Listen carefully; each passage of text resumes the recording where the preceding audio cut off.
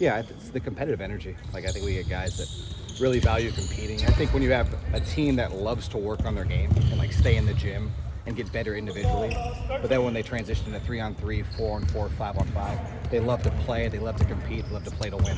And it's a great blend. Justin, you guys last season, I think you ended the season top 15 in defensive efficiency. Yeah. I guess just what areas do you feel like this year's team can be even better defensively? A little more size. Obviously, we had size last year at the rim, but I think our positional size, obviously with the ability to play yaks at the 3 at times, just overall size and then speed at the point of attack. Roddy's improved athletically, LJ getting more minutes, and then the addition of a guy like Elliot Cadeau gives you a little bit more speed at the point of attack to maybe cancel some ball screens out and do some different things defensively, and then the versatility as a whole. The switchability, the ability to take on switches and play with size at the rim and really allow our bigs to kind of guard on the perimeter. I know offensive rebounds was an issue at times Yeah. last season. Do you feel like you guys are going to do a better job of limiting one-shot and finishing possessions? I hope so. I mean, I think it's definitely been a focus of ours, both offensive rebounding and defensive rebounding. I think if you look at our team, we're built to be good there. So it's on us as a team and as a staff to address those issues and make sure we're really focused on it. You mentioned Yak, so what have you learned over the last few weeks and months about him? He's an elite processor and passer. Like obviously, you know he can rebound the basketball. He's good defensively. He's good around the rim. He can make threes, but the ability to pass and really process the game and make tough decisions look simple has been really impressive to me.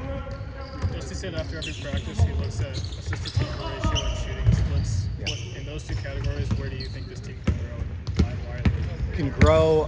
I think we've grown a lot throughout the summer. I think our shot diet is impressive in terms of we're shooting a lot of threes, we're shooting a lot of shots in the paint around the rim, and then we're really not shooting a ton of mid-range jump shots. We're not living with that. So I think the young guys would be the main culprit, right? Just learning how we play and kind of what we value. And I think on both sides of the ball, if you think about it, your defense, how you guard defensively, it should inform how you play offensively and vice versa. So making sure defensively we're trying to force those shots, and offensively we're trying to stay away from those shots. Did you identify stuff that was improved from last year in turnovers that you think will improve this year? Yeah, a little bit. I would just say keeping the game simple. Like the first open guy is usually the best option for us. Transition, half court, all those things. So just being able to keep the game simple and getting our guys to buy into that. I think that's the beauty of coming back for year 2 is we have a little bit more awareness in terms of some of the areas that we could be susceptible to. So being aware of that and really trying to attack those things in the summer versus kind of when they arise throughout the season, it's been better for us. Justin, is there any way to know now, if the whole will be greater than the sum of the parts, or at least equal to it? A lot of talent on the team. Yeah, sure. There's a lot of new pieces too. I think our guys are built to the right stuff. I think that's the best way to kind of, assess that. We have guys that are unselfish. We have guys that care about winning. We have guys that are really self-motivated, but at the same time want to win, want to do something special at the University of Michigan. And I think, like I said, those two things can create greatness within our program. Dusty talked about how you guys wanted to actually buy into the expectations. How do you do that while still keeping the team focused? Yeah, I think you got to be process focused. Obviously, there's a level of expectation, specifically externally, right? Like people think we're really good. People think we have a really good roster. But I think in order to reach greatness, you have to be process oriented. Like we got to win practice today. We got to win our film session before practice. We got to win our player development sessions. We got to win everything within the margin so that we can win in March. It was about this time last year when maybe you guys started getting inklings of the 4-5 pick and roll working. Are there combinations that you've seen so far this summer that could be effective down the line? Yeah, certainly. I think I think obviously Yaks is a really good player. Like I said, he can really process the game and make plays. So I think we'll use him similarly to Danny in terms of the 4-5 pick and roll. I think having Elliot is going to give us a little bit more of a push in transition, and then obviously we can put the ball in his hands. And he's really good at creating penetration, getting on the rim, and obviously making plays for other guys. What have been your takeaways from this freshman class so far?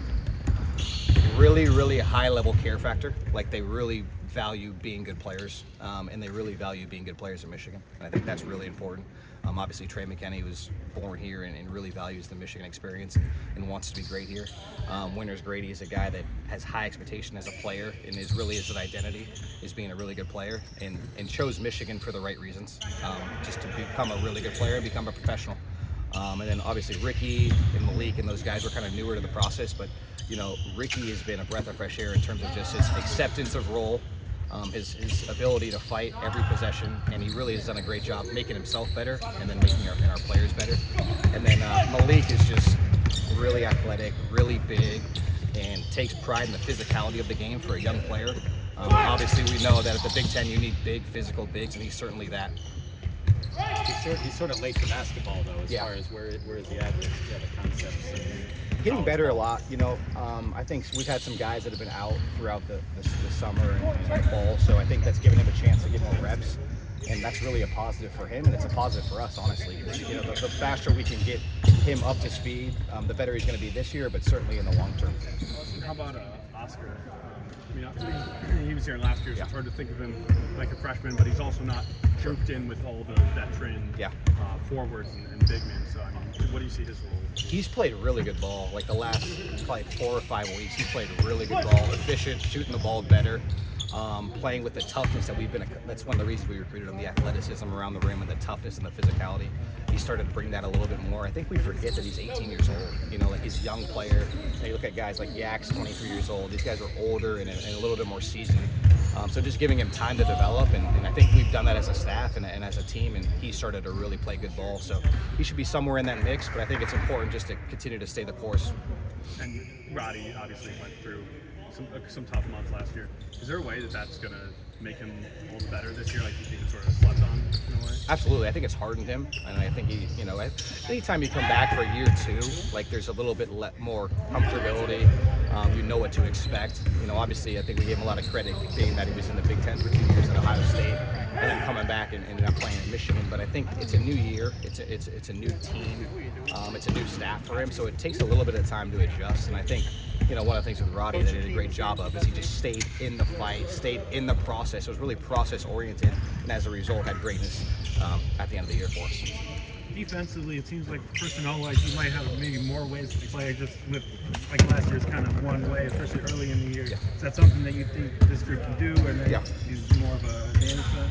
I think we need to do a good job of creating tempo from our defense. Like I think we're really good in transition. We can take advantage of transition opportunities. If we can do that by creating steals on the defensive end, maybe mixing up our coverages from a ball screen perspective, maybe doing a good job of our pressing after free throws, doing things like that to speed the game up and give us opportunities in transition to be effective, I think is useful for us. What do you think that your team looks like for LG? And I guess just really to see the most guys. Kind of everything. I mean, the maturity is the biggest thing. I think, you know, as you go from 18 and 19 years old, you go from year 1 to year 2, you become more of a man. Similarly to Roddy in terms of like year 1 to year 2, but even more so because he's going from freshman to sophomore year. So just maturity, confidence, having seen it before, having gone through the wars, having had the highs, having had the lows, and now being able to stay neutral through the process and continue to get better and help us win games. And as a former point guard, I guess, what do you appreciate about Elliot's skill set? He really takes pride in making other guys better. Like that's a rare quality, I would say, in today's day and age, but I think you find it a little bit more in college basketball. He's one of those guys that love to see guys get love, make shots, get dunks. He really feeds off that. And then his competitive energy on the defensive end, especially when he's engaged on the ball, when he switches on the bigs, he's really competitive. He's got a great fight to him, and I think that's going to serve our players really well on our team really well. I know three-point shooting. I mean, outside of Lamari and Will, there isn't like a lot of proven guys at the college level. I mean, just where do you see from the team in that regard, and how you think they're shooting? Yeah, obviously Lamari and Will, and they've shot the ball really well. In terms of veterans, you know, Roddy shot the ball really well. He might be our best shooter right now in terms of in our smaller sample size. He's shot the ball really well. And then our young players, I think that's a great role for our young guys to have off the bench. You know, like a guy like Trey McKinney shot the ball well throughout the summer.